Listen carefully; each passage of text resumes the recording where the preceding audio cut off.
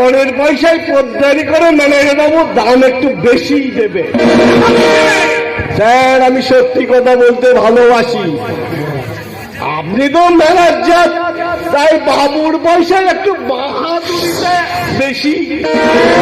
ঠিক আছে, শোন শোন মাচলে,